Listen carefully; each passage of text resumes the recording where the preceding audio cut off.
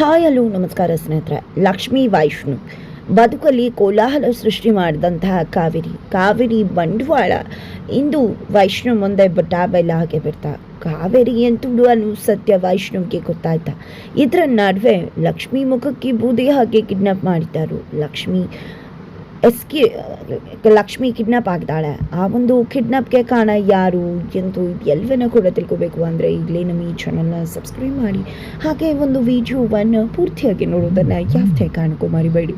ಇಲ್ಲಿ ಲಕ್ಷ್ಮಿ ಮತ್ತು ಕಾವೇರಿ ಇವರ ನಡುವೆ ನಿಜ ಯಾರು, ಸತ್ಯ ಯಾರು, ಸುಳ್ಳು ಯಾರು ಅನ್ನೋದನ್ನು ತಿಳ್ಕೊಳ್ಳೋ ಪ್ರಯತ್ನಕ್ಕೆ ವೈಷ್ಣು ಮುಂದಾಗ್ತಾನೆ. ಜೊತೆಗೆ ತನಗೆ ಇರ್ತಕ್ಕಂಥ ಅನುಮಾನಗಳನ್ನು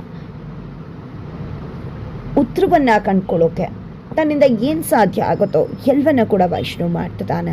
ಇಲ್ಲಿ ಕಾವೇರಿ ವೈಷ್ಣುವಿಗೆ 2ನೇ ಮದುವೆ ಮಾಡಿಕೊಟ್ರು ಕೂಡ ಅದಕ್ಕೆ ಒಪ್ಕೋತಾನೆ ವೈಷ್ಣು.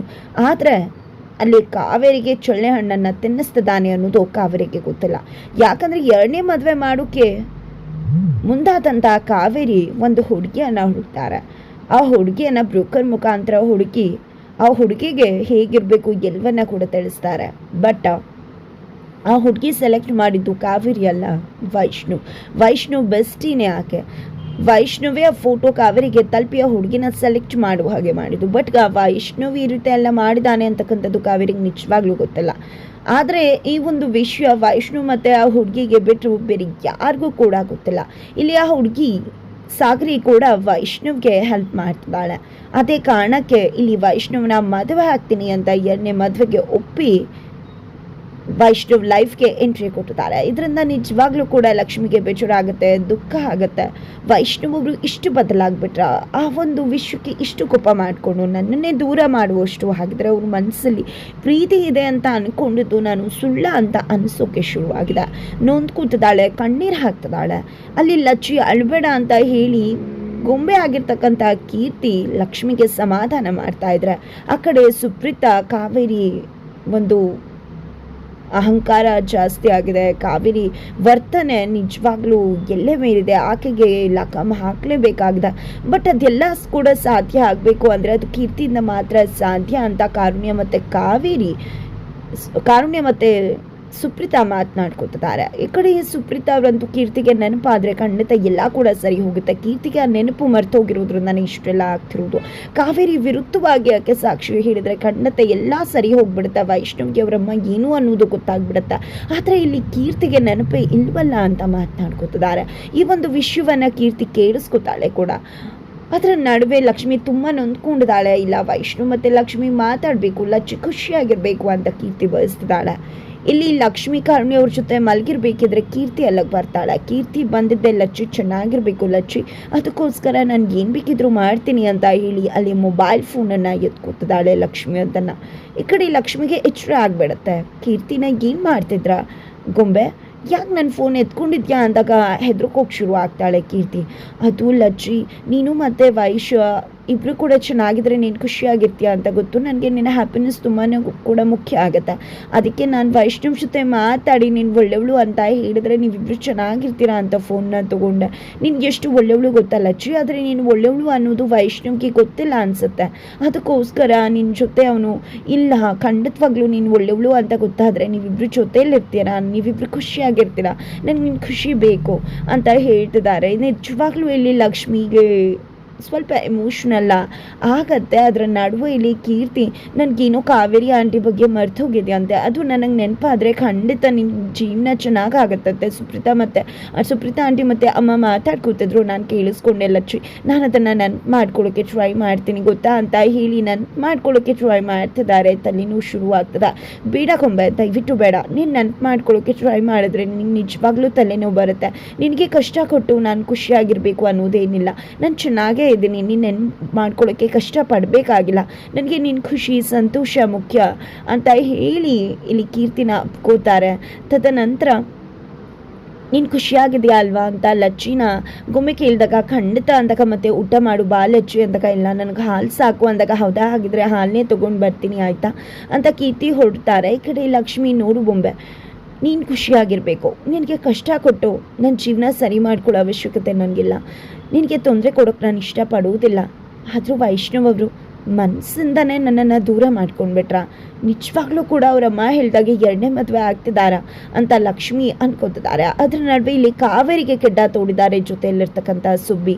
ಇಲ್ಲಿ ಯಮ್ಮಂದು ಅತಿ ಆಗತ್ತೆ ವರ್ತನೆ, ಯಾವಾಗ ನಗಿಯುತ್ತೆ ಹೊಡಿಯುತ್ತೆ ಅಂತಾನೆ ಗೊತ್ತಿಲ್ಲ. ಅದಕ್ಕೆ ಯಮ್ಮನ್ ಸೀಕ್ರೆಟ್ನ ನಾನು ಇಟ್ಕೊಂಡ್ರೆ ಏನು ಬೇಕಿದ್ರೂ ಮಾಡಬಹುದು ಅಂದ್ಕೊಂಡಿದ್ದೆ. ಇಲ್ಲಿ ಸುಬ್ಬಿಯ ಹಾಲ್ಗೆ ಮತ್ತೆ ಬರುವ ಔಷಧಿ ಹಾಕೊಂಡು ಬಂದಿದ್ದೆ. ಕಾವೇರಿಗೆ ತೊಗೊಂಡು ಬರ್ತಾರೆ.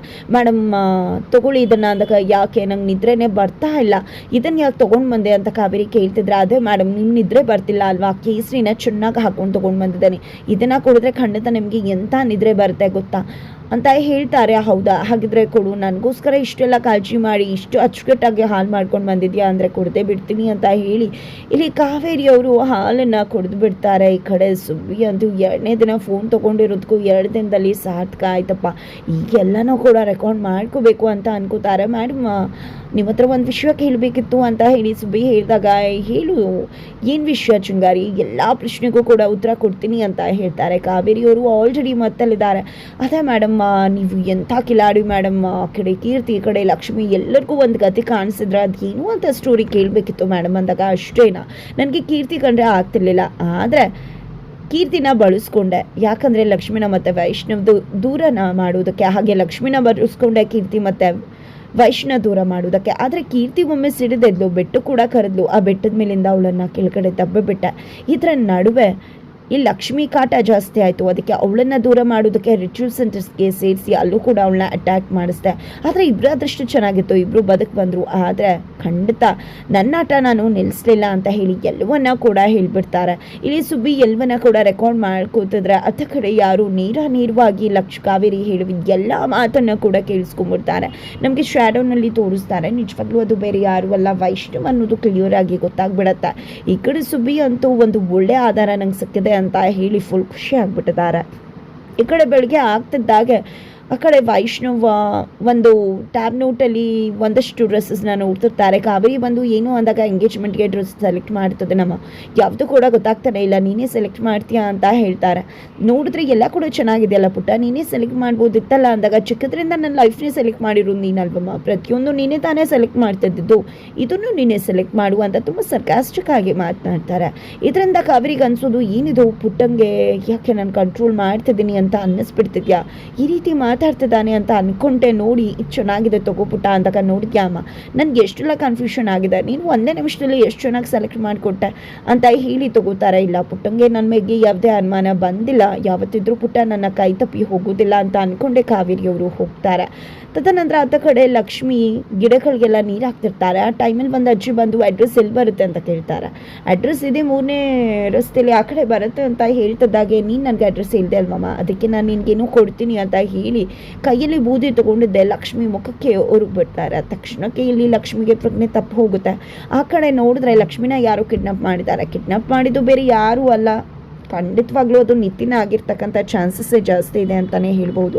ಇದರ ನಡುವೆ ಕೀರ್ತಿ ಲಕ್ಷ್ಮಿನ ಹುಡ್ಕೊಂಡು ಬರ್ತಾರೆ. ಲಕ್ಷ್ಮಿ ಎಲ್ಲೂ ಕಾಣಿಸ್ತಾ ಇದ್ದಾಗ ಆಕೆ ಗಾಬರಿ ಆಗ್ತಿದ್ದಾರೆ. ಹಾಗಾದರೆ ಇಲ್ಲಿ ಲಕ್ಷ್ಮಿನ ಕಿಡ್ನಾಪ್ ಮಾಡಿದ್ಯಾರು, ಕಿಡ್ನಾಪ್ ಮಾಡಿಸಿದ್ಯಾರು, ಅಥವಾ ಇಲ್ಲಿ ನಿತಿನ್ ಕಿಡ್ನಾಪ್ ಮಾಡಿಲ್ಲ ಅಂದರೆ ಕಾವೇರಿ ಕಿಡ್ನಾಪ್ ಮಾಡಿರೋ ಚಾನ್ಸಸ್ ಇದೆ. ಯಾಕಂದರೆ ಎಂಗೇಜ್ಮೆಂಟ್ ಇದೆ, ಎಂಗೇಜ್ಮೆಂಟ್ ಅಂತ ಹೇಳಿ ಕಿಡ್ನಾಪ್ ಮಾಡಿರ್ಬೋದು. ಹಾಗಿದ್ರೆ ಏನಾಗುತ್ತೆ ಮುಂದೆ ತಿಳ್ಕೊಬೇಕು ಅಂದರೆ ಮುಂದಿನ ವಿಡಿಯೋಗೋಸ್ಕರ ವೇಟ್ ಮಾಡೋದನ್ನು ಯಾವುದೇ ಕಾರಣಕ್ಕೂ ಕೂಡ ಮರಿಬೇಡಿ.